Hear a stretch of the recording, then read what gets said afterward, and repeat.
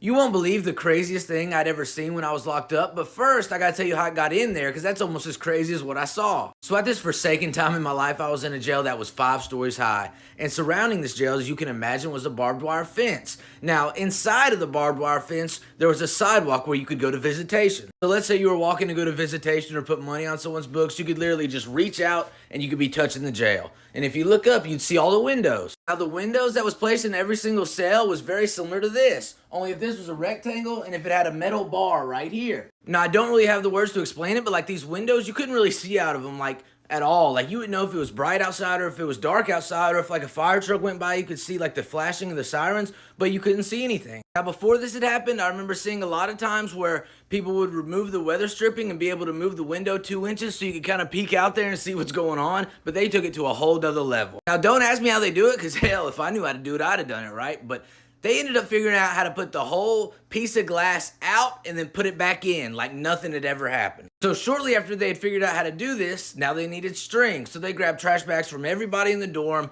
bought them, borrowed them, whatever, and they made a string that was precisely 5 stories long. Now this guy either took the safe route and wrote a letter to his girlfriend letting her know what time and day to be on that sidewalk to visitation outside of the jail, or he just completely bucked the phone and he said it over a call. Either way, one day he drops the string down and he brought something back up with it. So from my perspective, 2 months straight, there was nothing in the dorm, no extracurricular going on. People were smoking orange peels and coffee. And then one day we wake up and they're running around talking about, hey, what you need? I got this, I got that. What? Well, first I need this and that, but what? So for the next 3 weeks, everyone was faded, life was good, plenty of money, plenty of gambling, everything was going great. But everything's running a little low, so it's time for them to get another drop.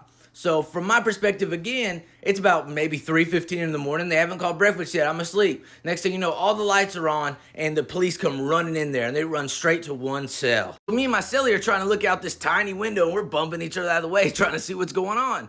And the next thing we see is these 2 guys coming down in handcuffs. And then we see more cops coming back in. And of course, they found most of the bop and the phones and the cigarettes. But one thing that I did not expect to see them walk out there with was a hacksaw.